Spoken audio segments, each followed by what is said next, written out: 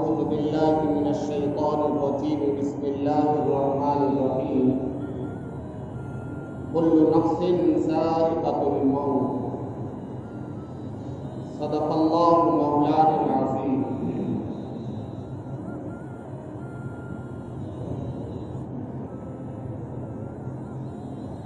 میت کے احکام چل رہے ہیں.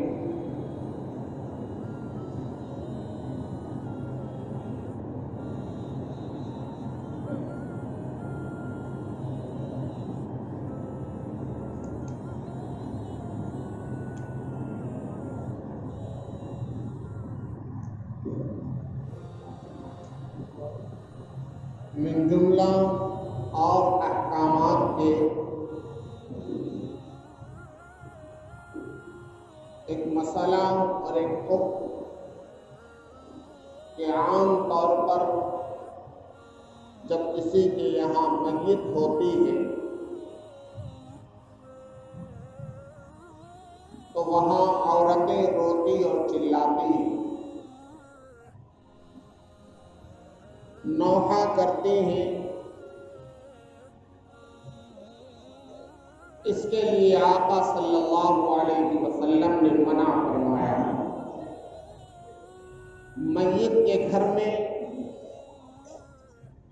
عورتوں کا جمع ہونا اور پھر رونا چلانا یہ درست نہیں ہے، اس لیے کہ عورت کی آواز بھی عورت ہے، جس کا چھپانا اور جس کو پردے میں رکھنا بہت ضروری ہے.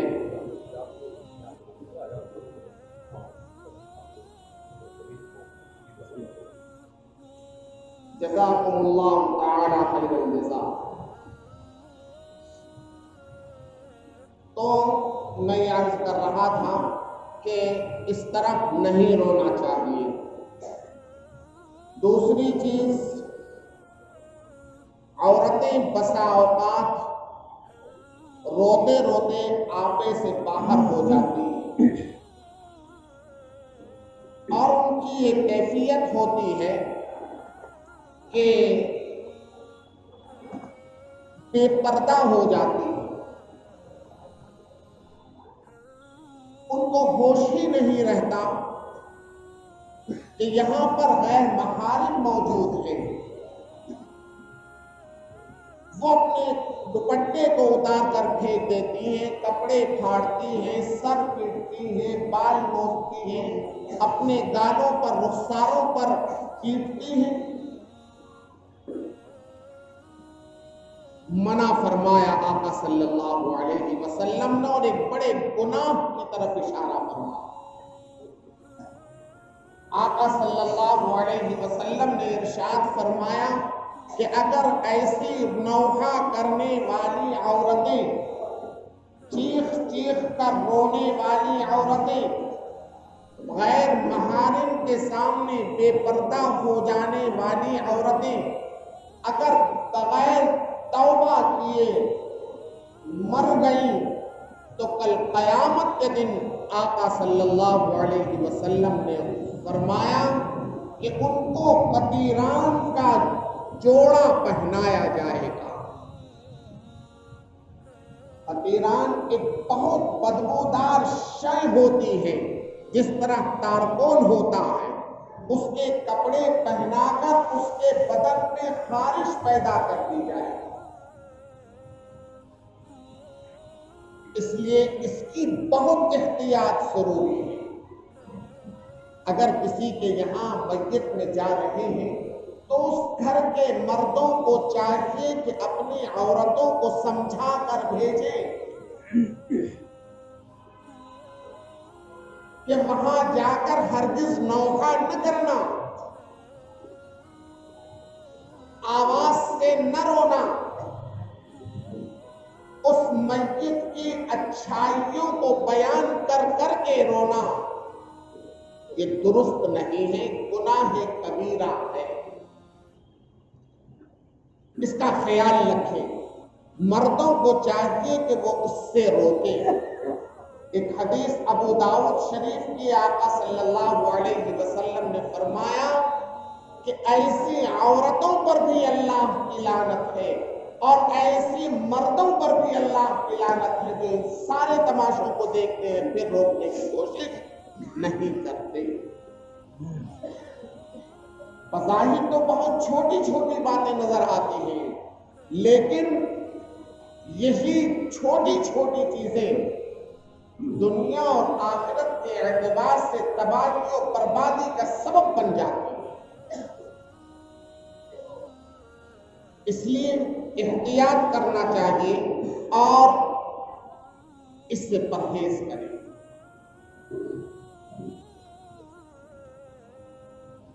بسا اوقات ایسا ہوتا ہے کہ عورتیں روتے روتے غیر محرم سے چپٹ جاتی ہیں اور چپٹ کر روتی ہیں۔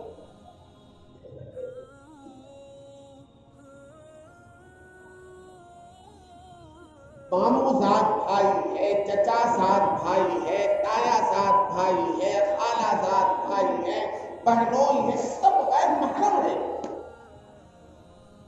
لیکن قطع نظر اس سے کہ بغیر محرم ہے عورتیں چپٹ جاتی ہیں اور چپٹ کر روتی اور چیختی اور چلاتی۔ ہوتا نہیں ہوتا ویسا؟ ایمانداری سے بتائیے آپ ذرا، ہوتا نہیں ہوتا ایسا؟ گناہ کبیرہ ہے، حرام ہے قطعاً، یاد رکھیں،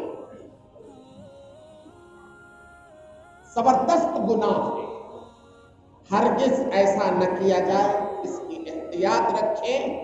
اور اس گناہ کے اندر ان کے مرد بھی شامل ہوتے ہیں، کیونکہ وہ مرد ان کو روکنے کی کوشش نہیں کرتے۔ اسی لیے حکم ہے کہ اگر رونا آ ہی رہا ہے اور برداشت سے باہر ہو رہا ہے تو صرف آنسوؤں سے روئیں، آواز نہ نکالیں۔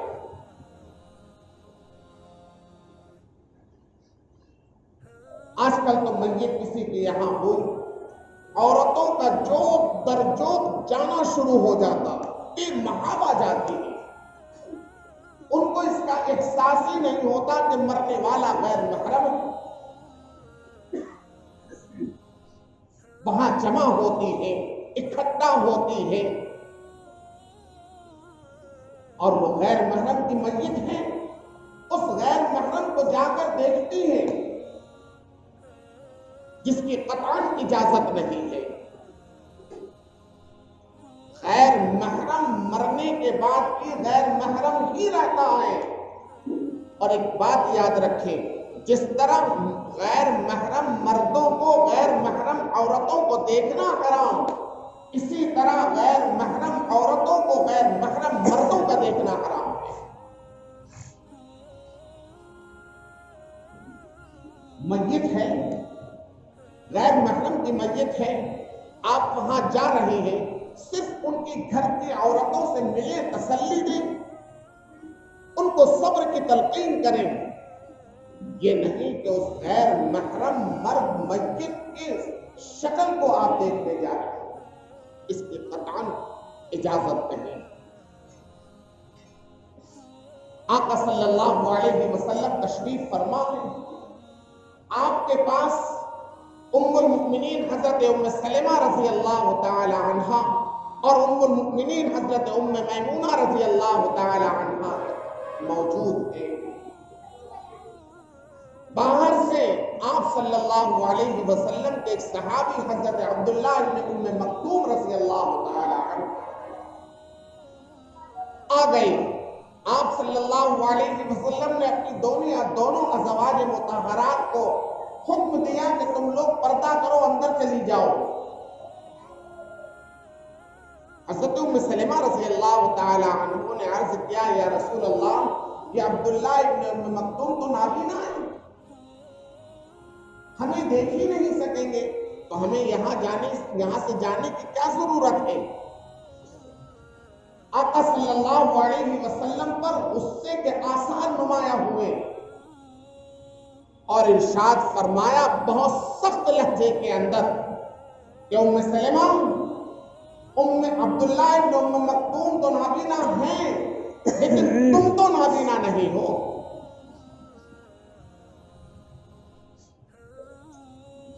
معلوم ہوا کہ جس طرح غیر محرم مردوں کا غیر محرم عورتوں کو دیکھنا حرام ہے، اسی طرح غیر محرم عورتوں کو غیر محرم مردوں کا دیکھنا حرام ہے. یاد رکھیں.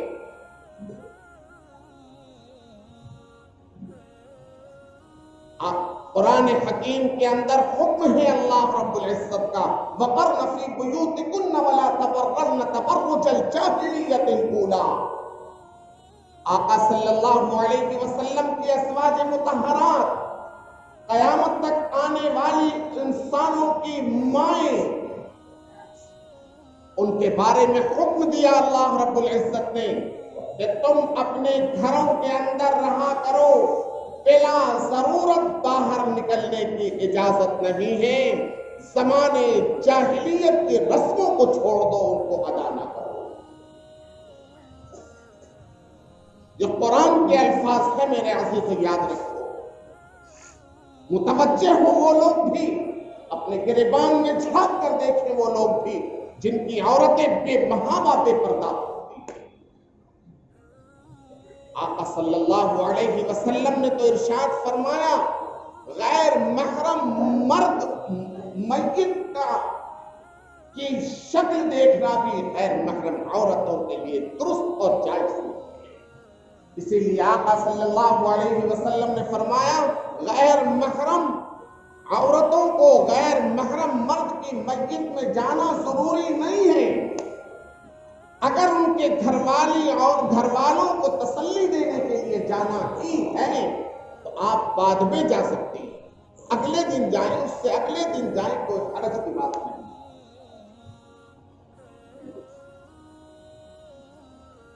لیکن مشاہدہ ایسا ہے کہ مسجد کی خبر ہوئی مردوں سے زیادہ عورتوں کی بھیڑ ہوتی ہے. اور آج کل تو دستور یہ بھی چلا ہے کہ غیر محرم عورت کا انتقال ہوا، غیر محرم مرد لائن لگا کے دیکھ رہے ہیں جنازے. آقا صلی اللہ علیہ وسلم نے ارشاد فرمایا اگر میت کے چہرے کو کوئی یہ سمجھے کہ اس کا چہرہ دیکھنا ثواب ہے تو آقا صلی اللہ علیہ وسلم نے فرمایا، ابو داؤد شریف کی حدیث ہے کہ یہ دین پر زیادتی ہے، اور دین پر زیادتی کل بدعۃ ضلالہ وکل ضلالۃ فی النار او کما قال علیہ الصلوۃ والسلام. دین کے اندر کسی نئی چیز کا ایجاد کر دینا گمراہی ہے، اور ہر گمراہی جہنم کی طرف لے جاتی ہے. اس لیے مردے کا میت کا چہرہ دیکھنا ثواب کی نیت سے نہیں دیکھنا چاہیے. اس کے عزیز قریب رشتہ دار جو محرم ہو وہ دیکھے، کوئی حرج کی بات نہیں.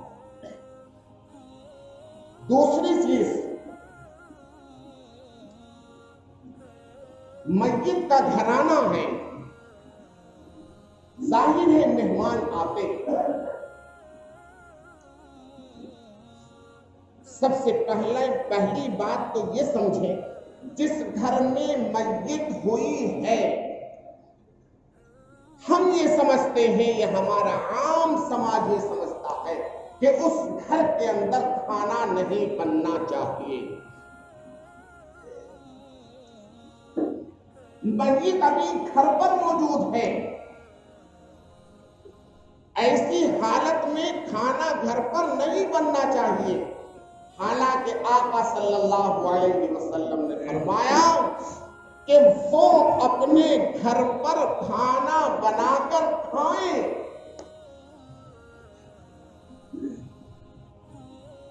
یہ صرف جائز ہی نہیں افضل ہے. یہ یاد رکھیں، بہت ذمہ داری سے بات کہہ رہا ہوں، یاد رکھنا. جس گھر میں میت ہوئی ہے، میت ابھی گھر پر موجود ہے،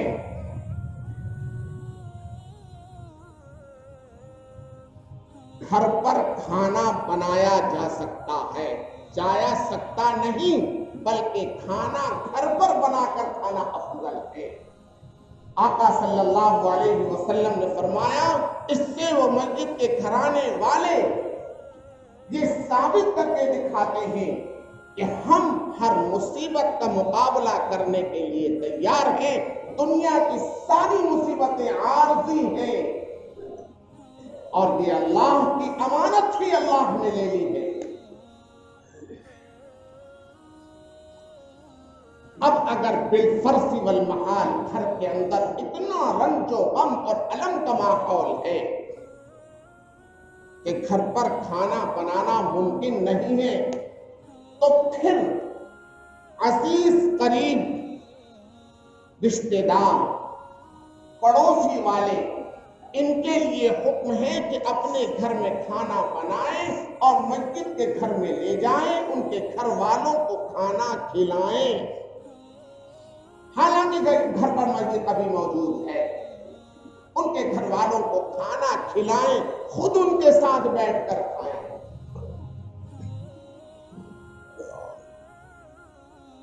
آج تم روح پرواز ہوئی اور فکر ہوتی ہے فلاں کا حق ہے کھانا دینے کا، یہ اس کے سسرال والے اس کا حق ہے کھانا دینے کا، یہ اس کے فلاں ہے اس کا حق، یہاں کوئی حق کسی کا کوئی حق نہیں ہے۔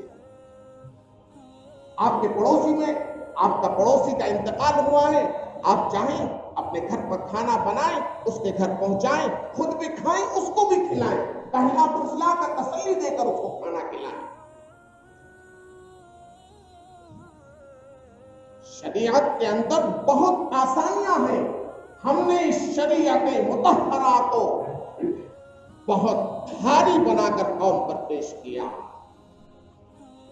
میرے عزیزوں یاد رکھو، اور یہ دوسروں کے گھر سے کھانا پکا کر اس کے گھر پہنچانا کھلانا یہ صرف ایک دن ایک رات تک کی اجازت ہے، اس کے بعد وہ خود اپنے گھر میں کھانا بنائے۔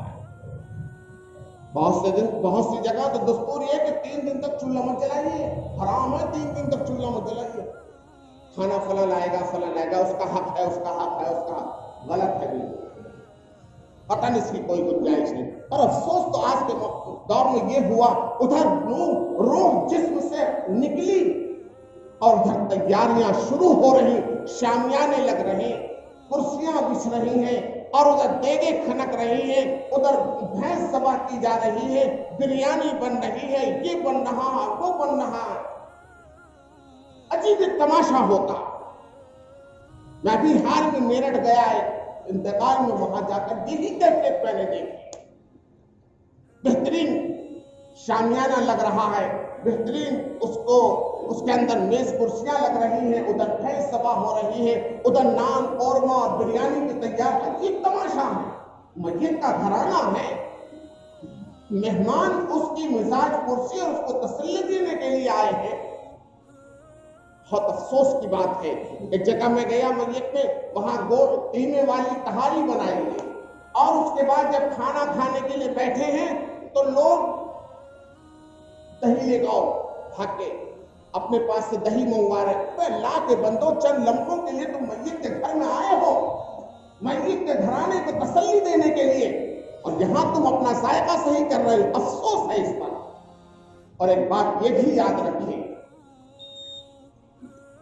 کہ میت کے گھر جو کھانا وہ بنتا ہے یا بن کر آتا ہے، وہ صرف ان لوگوں کے لیے کھانا درست ہے جو دور دراز سے مہمان آئے ہیں، مقامی لوگوں کے لیے درست نہیں ہے، یہ یاد رکھیں۔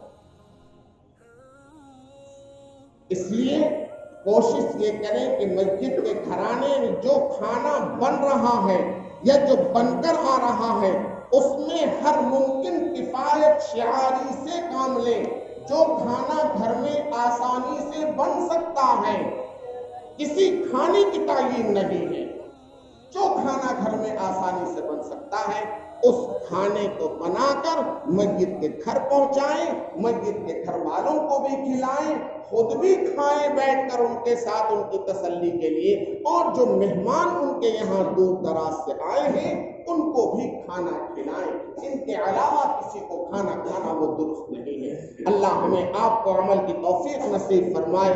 وآخر دعوانا ان الحمد للہ۔ رب العالمین. وقت کے اندر گنجائش نہیں رہتی، اس لیے بہت طویل چل رہا ہے. افسوس ہوتا ہے لوگ بالکل اس وقت آتے ہیں جب کہ سب کچھ وقت بالکل ختم ہو چکا ہوتا. اللہ